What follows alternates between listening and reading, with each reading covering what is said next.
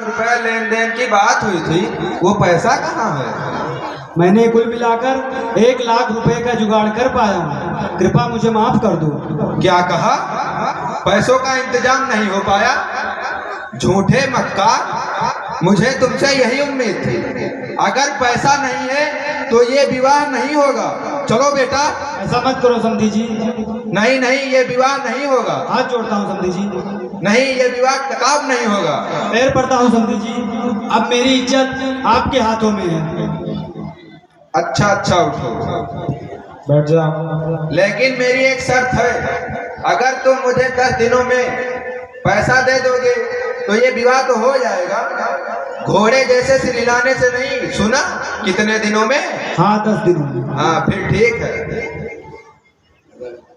अरे भैया सुनो, हमारी 5100 रुपये ब्याह कराई, दक्षिणा होते वो कहते जो हम जाए, हमें देर हो। कान खोपड़ी कुल खाया हो, यहाँ हमें दहेज तो मिला ना है, तुका पैसा कहाँ दे दी? फिलहाल ले 51 पैसा पड़ा है, तू ले लियो। यहाँ घरे रहो भैया, तू तुम्हारे घर 10 ठो जजमान हमें मिल जाए तो हमारा कल्याण होगा, हमारे लड़के भूखन मर जाए। इस प्रकार पंडित जी किसी तरह से शादी संपन्न करवाते हैं और दक्षिणा भी नहीं मिल पाता है। वर्तमान समय में पंडितों का बहुत बुरा हाल है। शादी विवाह लोग करते हैं, 10,000 डीजे का दे देंगे, 15,000 का बम फोड़ देंगे, लेकिन अगर पंडित जी 5100 रुपये मांग लिए तो कहेंगे लूट रहे हैं। अब जैसे कि जानते हैं, विदा होकर के बहू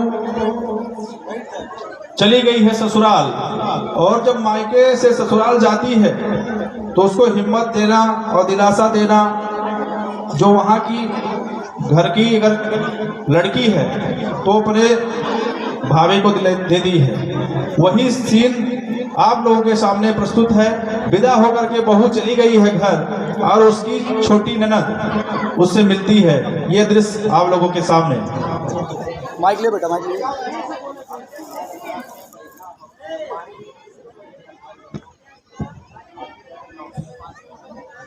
बटन दबा दो बेटा,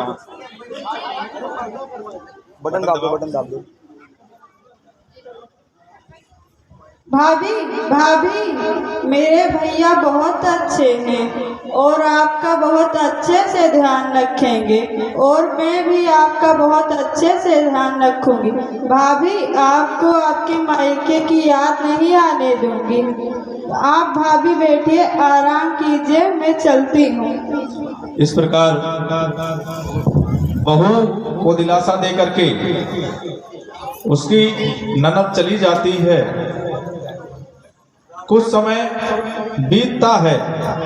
कुछ समय के बाद, जैसा कि आप लोगों ने सोचा था, दहेज की बात हुई थी, तो उसकी सास, जो कि मॉडर्न सास है, तेज तर्रार, और वो बहू के कमरे में प्रवेश करती है। आगे का दृश्य आप लोगों के सामने।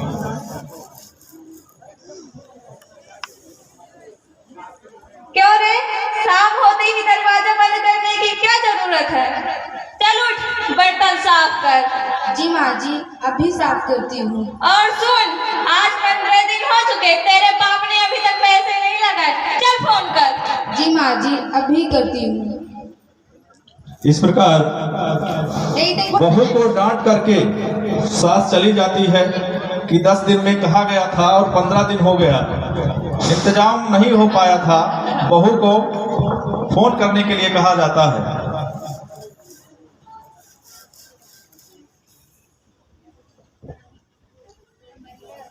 हेलो माँ। हाँ बेटा। माँ नमस्ते। नमस्ते बेटा। कैसी हो माँ? मैं ठीक हूँ बेटा, तुम ठीक हो? हाँ माँ, मैं ठीक हूँ। आप कैसी हो? मैं ठीक हूँ। और बताओ, वहाँ पे सब ठीक है? नहीं माँ, यहाँ पर कुछ भी ठीक नहीं है। ये लोग रोज पैसों की मांग रखते हैं। माँ, 3 लाख पैसों का इंतजाम हुआ क्या? हमें माफ कर दो बेटा, तुम्हारे पापा पैसों का इंतजाम नहीं कर पाए, और तुम तो जानती हो ना कि सब कुछ गिरवी पर है। हो सके तो मुझे माफ कर देना। ठीक है माँ, प्लीज रोइए मत, सब कुछ ठीक हो जाएगा। अब मैं फोन रखती हूँ। ठीक है बेटा। आप अपना ख्याल रखना। इस प्रकार लड़की जब घर पे फोन करती है तो पता चलता है कि जो पैसा था वो सारा अन्य इंतजाम में खर्चा हो गया है। जब शादी विवाह होता है तो सभी लोग जानते हैं, सभी ग्रामीण प्रदेश से हों या शहरी प्रदेश से, कितना खर्चा लगता है। बेटी के बाप से इंतजाम नहीं हो पाया और फिर से वही तेज तर्रार सास घर में प्रवेश करती है। अगला दृश्य आपके सामने। क्यों रे करमजली, तेरे बाप ने अभी तक पैसे नहीं लगाए? नहीं माँ जी, अभी पैसों का इंतजाम नहीं हुआ है। रुक, तुझे अभी बता। माँ जी क्या कर रही है? माँ जी छोड़िए प्लीज। इस प्रकार सास की प्रताड़ना से बेहोश होकर के गस खा करके बहू गिर जाती है और फिर उसके ननद जो है दौड़ती हुई चिल्लाने की आवाज सुन करके दौड़ते हुए प्रवेश करती है। अगला दृश्य आपके सामने। भाभी क्या हुआ? भाभी भाभी क्या हुआ? तुम लोगों ने मेरी भाभी को मार दिया। तुम लोगों को मैं छोड़ूंगी नहीं। रुको अभी बताती हूँ। तू भी बहुत बोलने लगी है, जाकर अपना काम कर। क्यों आप भाभी को दहेज के लिए मार दिया? मैं बोलूंगी भी नहीं। रुको अभी पुलिस स्टेशन फोन करती हूँ। Hello police station. हाँ, मैं पुलिस स्टेशन से इंस्पेक्टर गब्बर सिंह बोल रहा हूँ। बताइए क्या काम है? मेरी माँ ने मेरी भाभी को दहेज के लिए मार दिया है। अच्छा ठीक है, एड्रेस भेजिए, हम वहाँ तक पहुँच रहे हैं। मैं एड्रेस आपके पास भेज रही हूँ, उसी पते पर आ जाना। ठीक है, आप एड्रेस भेजिए, हम वहाँ तक पहुँच रहे हैं। जैसा कि आपने देखा, बेहोश होकर गिरी है लड़की और उसकी जो ननद है वो 100 नंबर डायल कर दी है। और इंस्पेक्टर गब्बर सिंह बहुत ही कड़क हैं। ये 16 में गब्बर बने थे, बाद में इंस्पेक्टर हो गए, प्रमोशन हो गया था। ये वही गब्बर सिंह हैं जो डायलॉग है कि यहाँ से 50-50 कोस दूर जब कोई बच्चा रोता है तो माँ कहती है मत रो बेटा वरना गब्बर सिंह आ जाएगा। अब गब्बर सिंह वहां से लोकेशन लेकर के और आ रहे हैं।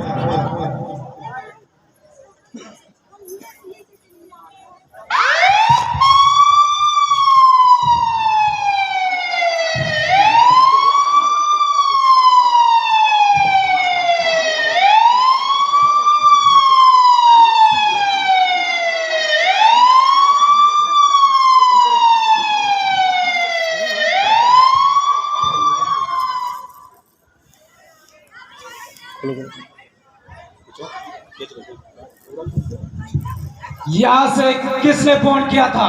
मैंने किया था।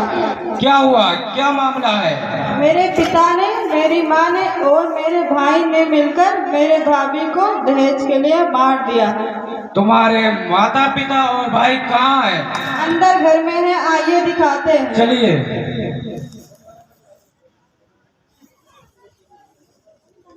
सिपाहियों, इन तीनों को गिरफ्तार कर लो।